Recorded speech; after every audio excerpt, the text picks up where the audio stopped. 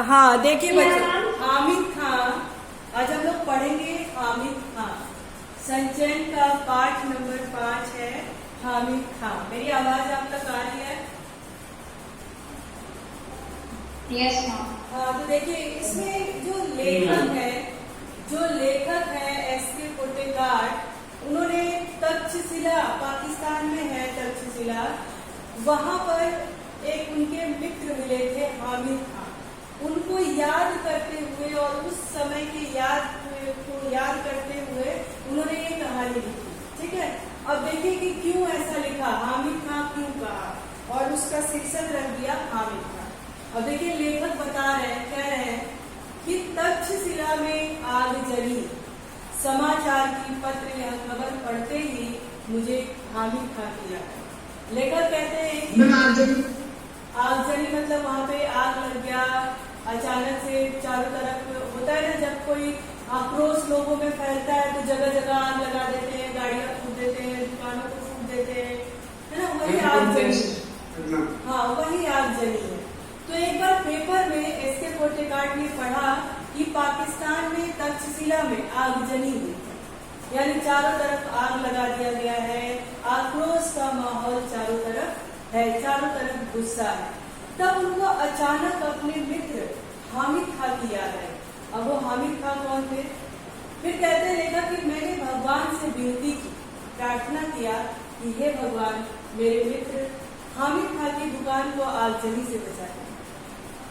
लेखक कहते हैं कि जब मैंने समाचार पत्र में पढ़ा कि पाकिस्तान की तक्षशिला में आगजनी हुई तो मैंने तुरंत अपने दोस्त हामिद खान को याद किया और कहा कि हे प्रभु, मेरे दोस्त हामिद खान की दुकान को आगजनी से बचा लेना। यानी जो इस तरह का जो माहौल है उसमें मेरे मित्र की दुकान को कोई नुकसान ना पहुंचे। अब वो हामिद खान कौन थे, कब उनसे मिले थे, उसका जिक्र अब देखिए नीचे उन्होंने किया। कहा है कि अभी 2 साल ही तो बीते हैं जब मैं तक्षशिला के पौराणिक खंडहर देखने गया था। लेखक कहते हैं कि अभी 2 ही साल हुआ कि मैं तक्षशिला के पौराणिक यानी पुराने खंडहरों को देखने के लिए गया।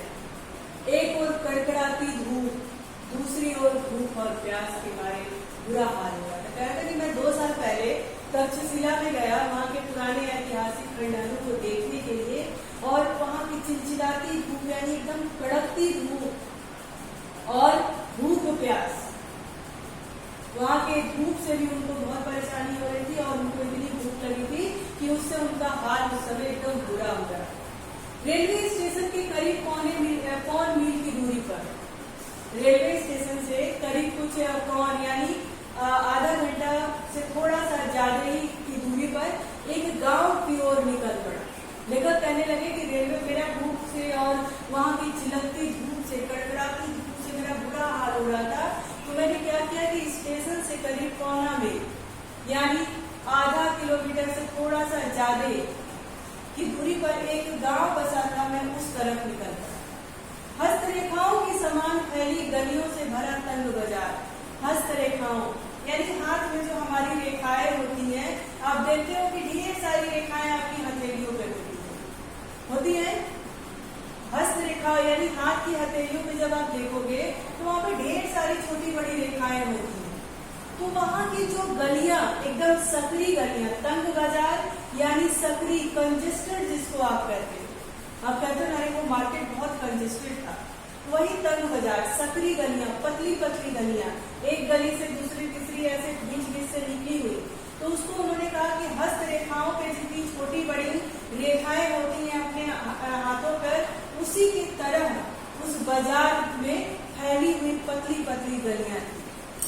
जहाँ कहीं नजर पड़ी धुआं, मच्छर और गंदगी से भरी जगह थी। लेखक कहने लगा कि उस पतली गलियों में जहाँ कहीं भी मैं देखा तो मुझे हर जगह गंदगी, धुआं, मच्छर यही सब दिखाई दिया।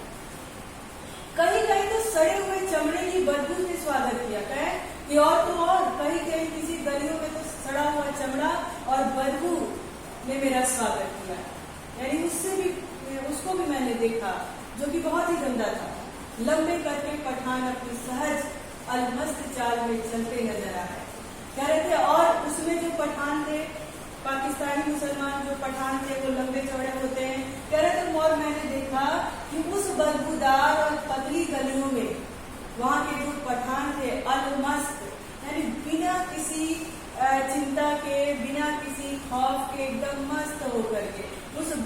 से, उस गंदगी से उनको कोई मतलब नहीं था। बेपरवाह होकर के वो चलते हुए नजर आ रहे।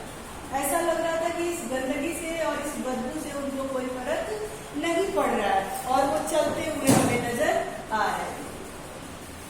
चारों तरफ चक्कर लगा लिया पर अभी तक कोई होटल नजर नहीं आया। लेखक कह रहे हैं कि मैं चारों तरफ चक्कर लगा लिया हूँ, गलियों में इधर उधर घूम आया, लेकिन मुझे अभी तक कोई होटल नजर नहीं आया, कोई होटल नहीं दिखाया गया। मन में विचार आया कि इस गांव में होटल की जरूरत ही क्या है। लेखक ने वहां की गंदगी, बरसाती हुई सड़कों और गलियों को देखते हुए कहा कि यहाँ पे इस गांव के लोगों को होटल की क्या जरूरत होगी। अचानक एक दुकान नजर आई जहाँ चपातियां सेकी जा रही। ऐसा लेखक सोच ही रहे थे कि अचानक उनको एक दुकान नजर आ गई, चपातियां यानी रोटी, जहाँ पर रोटियां सेकी जा रही। चपातियों की सूंधी महक से आपने देखा होगा कि घर में जब रोटियां सिकती हैं तो एक अलग सी खुशबू आती है, उसी को सूंधी महक कहा है लोगों। तो कहते हैं कि जब चपातियां से सूंधी महक से मेरे पांव अपने आप उस ओर हो गए। भाई लेखक को भूख लगी थी और चारों तरफ इतनी गंदगी और वो सब देखते हुए उनको एक अच्छी खुशबू और रोटी की महक आई। तो अचानक से उनके पैर उस तरफ चल पड़े। अपने अनुभवों से मैंने जान लिया था कि परदेश में मुस्कुराहट की ही रक्षक और सहायक होती है। लेखक कह रहे कि जितना समय मैं वहां पे बिताया उससे मुझे ये महसूस हो गया था कि परदेश यानी दूसरे के देश में, दूसरे के शहर में अपने ऊपर भरोसा और थोड़ा पेशेंस, वही मुस्कुराहट की बात उन्होंने कही है। तो मुस्कुराहट से हंसी से काम नहीं चल जाता, यानी थोड़ा पेशेंस की बात उन्होंने कहा कि थोड़ा सा धैर्य रखना ही, मुस्कुराहट जो कि धैर्य रखना ही हमारी सहायता हो सकती। सो मुस्कुराते हुए मैं दुकान के अंदर घुसी। लेखक ने कहा कि परदेश में मुस्कुराहट ही रक्षक और सहायक होती है, ऐसा मुझे पता चल गया, इसलिए मैं मुस्कुराते हुए दुकान के अंदर घुस गया। फिर देखिए आगे क्या होगा। ये देखिए, यही जो चित्र है ये हामिद खान की दुकान है जहाँ पे रोटियां सिक रही। कह रहे कि मैं हामिद खान कौन है?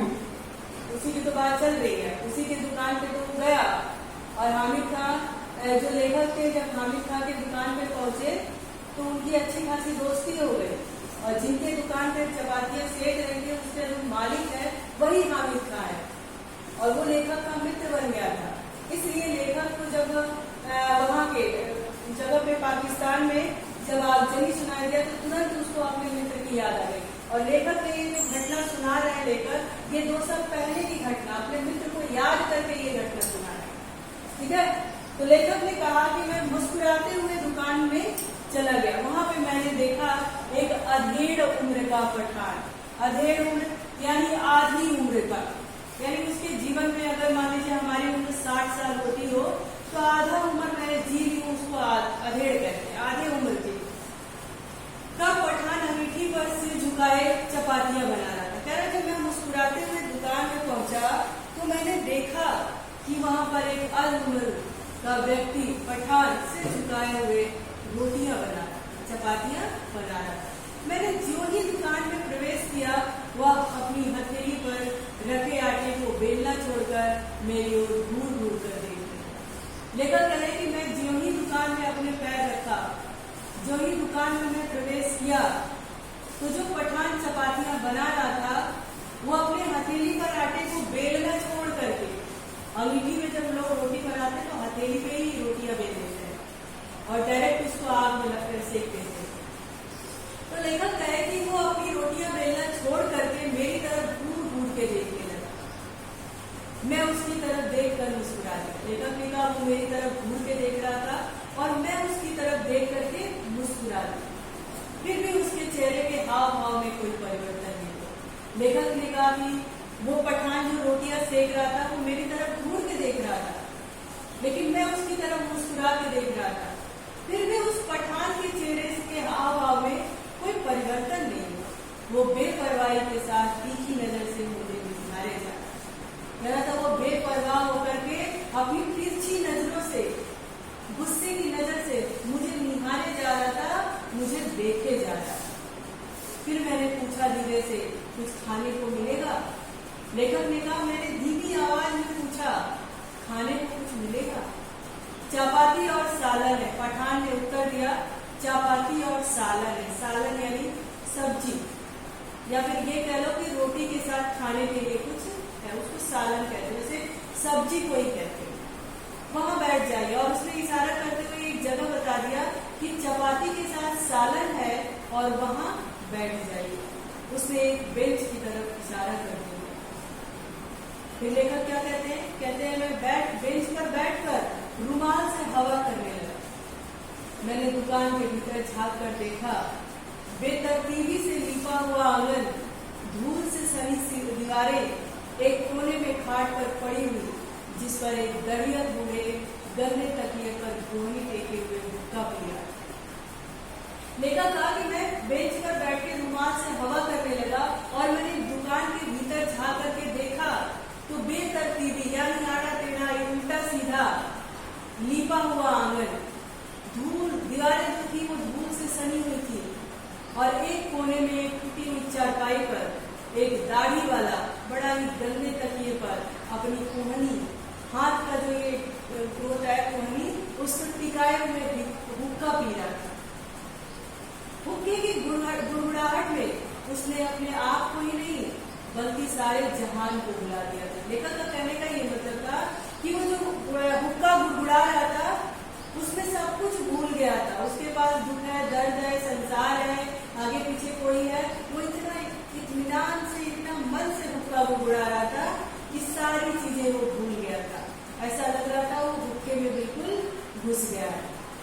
फिर उन्होंने कहा, भाईजान, लेखक ने पठान से कहा कि भाईजान आप कहाँ के रहने वाले हैं? फिर पठान ने लेखक से कहा कि भाईजान आप कहाँ के रहने वाले हैं? चपाती को अंगारों पर रखते हुए उस अधेड़ उम्र के पठान ने। इतना सब जब हुआ, लेखक बेंच पर बैठ गए, तब पठान ने धीरे से पूछा कि भाईजान आप कहाँ के रहने वाले? तो लेखक ने कहा, मालावार के। कहाँ के? मालावार के। उसने यह नाम नहीं सुना था। फिर पठान ने मालावार कहाँ है ये नाम सुना नहीं था, क्योंकि उसको ऐसा लग रहा था कि ये भी तो इसी जगह का होगा। तो उसने कहा कि मैं मालावार का रहने वाला हूँ। उसने वह नाम सुना नहीं था। पठान को ये नाम पहले से नहीं पता था। आटे को हाथे में लेकर गोलाकार बनाते हुए पूछा, यह हिंदुस्तान में ही है ना? लेखक ने मालावार जगह का नाम नहीं सुना था उस पठान ने। तो उसने लेखक से कहा, ये जिस जगह का नाम बता रहे आप, ये हिंदुस्तान में ही है ना? तो लेखक ने कहा, हाँ, भारत के दक्षिण छोर मद्रास के आगे है। हाँ हाँ बोलो। मैम, जैसे कि आपने वो लेखक हिंदुस्तान के हैं, तो कह सकते हैं कि आप हिंदुस्तान के ही है ना? आप नहीं, यह हिंदुस्तान में ही है ना? ध्यान दो। जब पठान लेखक से पूछा कि आप कहाँ के रहने वाले, भाईजान आप कहाँ के रहने वाले, तो लेखक ने कहा कि मैं मालावार का रहने वाला। और पठान ने मालावार जगह का नाम पहले नहीं सुना था, इसलिए उसने पूछा लेखक से कि यह हिंदुस्तान में ही है ना? तो लेखक ने कहा, हाँ, भारत के दक्षिणी छोर मद्रास के आगे। तब पठान ने तुरंत पूछा, क्या आप हिंदू हैं? तो लेखक ने कहा, हाँ, एक हिंदू के घर में मैंने जन्म लिया है। पठान के पूछने पर कि क्या आप हिंदू हैं, तो लेखक ने कहा कि हाँ, मैं एक हिंदू के घर में मैंने जन्म लिया है। उसने एक फीकी मुस्कुराहट के साथ फिर पूछा, आप मुसलमानी होटल में खाना खाएंगे? उसको लगा कि ये हिंदू है। पठान को लगा कि ये हिंदू है, तो क्या ये मुसलमानी होटल में खाना खाएंगे? तो फीकी मुस्कान यानी एक तरह से व्यंग कह लीजिए, या फिर उसके एक वार करते हुए कहा, अरे आप अगर हिंदू हैं तो क्या मुसलमानी होटल में खाना खाएंगे? तो लेखक ने कहा, क्यों नहीं, हमारे यहाँ तो अगर बढ़िया चाय पीनी हो या बढ़िया पुलाव खाना हो तो लोग बेखटके यानी बेखटके मतलब बिना हाँ, बिना किसी संकोच के, बिना किसी रुकावट के मुसलमानी होटल में जाया करते। लेखक ने कहा कि क्यों नहीं, हमारे यहाँ तो हिंदू मुसलमान का उन्होंने फर्क मिटाते हुए कहा, जो पठान के मन में चल रहा था कि ये हिंदू है तो हमारे मुसलमानी होटल में क्या खाना खाएंगे। तो हिंदू और मुसलमान के बीच के फर्क को थोड़ा कम करने के लिए और ऐसा कुछ नहीं होता ऐसा बताने के लिए लेखक ने कहा क्यों नहीं, हमारे यहाँ तो अगर बढ़िया चाय पीनी हो या बढ़िया पुलाव खाना हो तो हम लोग बेझिझक बिना किसी संकोच के मुसलमानी होटल में जाया करते। फिर आगे देखिए क्या है। फिर कह रहे कि लेखक कह रहा है कि वो पठान मेरी बात पर विश्वास नहीं कर पाया, वह मेरी बात पर विश्वास नहीं कर पाया। लेखक कहने लगे कि पठान जिसके यहाँ मैं बैठा था रोटियां खाने, वो मेरी बात पर विश्वास नहीं कर पाया।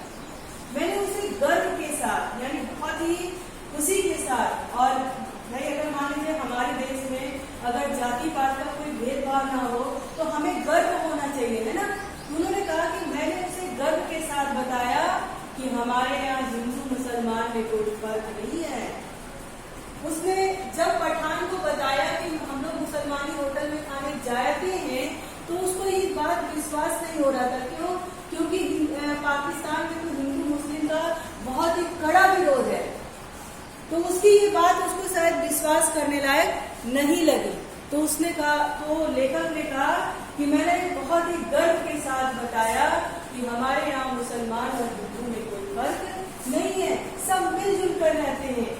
भारत में मुसलमानों ने जिस पहली मस्जिद का निर्माण किया था वह हमारे ही राज्य के एक कुंडू-गल्लूर में है। लेखक बताने लगे कि भारत में मुसलमान ने जिस पहली मस्जिद का निर्माण किया था, अब देखिए एक क्वेश्चन आपका यहाँ पर भी बन गया, पहली मस्जिद का निर्माण कहाँ हुआ था? केरल के कुंडू-गल्लूर में हुआ था। इसको अंडरलाइन कर लीजिएगा और हमेशा के लिए याद रखिएगा। तो लेखक बताने लगे कि भारत में मुसलमानों ने जिस पहली मस्जिद का निर्माण किया था वो हमारे ही राज्य में के एक स्थान कुंडू-गल्लूर में है। हमारे यहाँ हिंदू मुसलमानों के बीच दंगे नहीं के बराबर होते हैं। लेखक उस पठान को समझाने के लिए कहने लगा कि हमारे यहाँ हिंदू मुसलमान के बीच फर्क है लेकिन ना के बराबर है। हिंदू मुसलमान के बीच दंगे आगजनी जो है वो ना के बराबर होता है। एक तरह से कह लीजिए कि नहीं होता है, कभी थोड़ा बहुत ऊपर नीचे हो गया तो बात अलग की है। फिर देखिए पठान, लेखक कह रहे हैं कि उसने मेरी बात को बहुत ही ध्यानपूर्वक सुनकर कहा, काश मैं आपके मुल्क में आकर यह सब अपनी आंखों से देख सकता। लेखक के द्वारा जब इतनी बातें उस पठान ने सुनी, उस पठान का ही नाम हामिद खां था, तो जब उसने सुनी, ध्यानपूर्वक उसकी बातें सुना और कहा, काश मैं आपके मुल्क में आकर यह सब अपनी आंखों से देख सकता जहां पर हिंदू मुसलमान में कोई फर्क नहीं है। क्योंकि पाकिस्तान में तो बहुत ही कड़ा विरोध होता है, तो उसको तो पता ही नहीं था कि हिंदू मुसलमान में मित्रता भी हो सकती है। तो उसने कहा कि काश मैं आपके मुल्क में, आपके शहर में, आपके राज्य में आकर के इन सब चीजों को, इन सुनहरी घटनाओं को, दृश्य को मैं अपने आंख से देख सकता। तो लेखक ने कहा, उसे क्या आपको मेरी बात पर विश्वास नहीं होता? तो उसने कहा, पठान ने कहा, मुझे आपकी बात पर पूरा यकीन हो गया है पर मैं इस पर ईमान नहीं कर सकता, यानी पूर्ण रूप से विश्वास नहीं कर सकता कि आप हिंदू हैं। कह रहा मैं आपकी बात पर पूरा यकीन हो गया है। पठान ने कहा, मुझे आपकी बात पर पूरा यकीन हो गया है पर मैं इस बात पर ईमान नहीं कर सकता, यानी पूर्ण रूप से भरोसा नहीं कर सकता, विश्वास नहीं कर सकता कि आप हिंदू हैं। क्योंकि यहाँ कोई भी हिंदू आपकी कई भी बातों को इतने फख्र के साथ किसी मुसलमान से नहीं दे सकता। भाई वो जिस एनवायरमेंट में पला हुआ था, उसके यहाँ की जो स्थिति थी उसके हिसाब से उसने सोच लिया। वो कहा कि मैं आपकी बात पे यकीन तो कर रहा हूँ लेकिन मुझे आपकी उस पर बिल्कुल विश्वास नहीं है कि आप हिंदू हैं। क्योंकि यहाँ पे जो कोई भी हिंदू रहने वाला जो हिंदू है, यहाँ पर आपकी बातों को इतने फख्र से के साथ किसी मुसलमान से नहीं कह सकता। उसकी नजर में हम आदताइयों की औलाद है। कह रहे हैं कि यहाँ पे बसे जो मुसलमान हिंदू हैं, उनकी नजर में हम मुसलमान क्या है? आदताइयों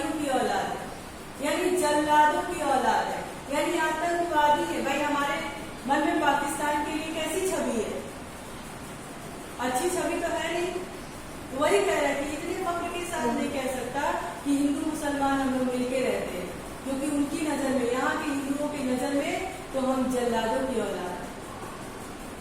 हमें इस हालत में अपनी आन के लिए लड़ना पड़ता है।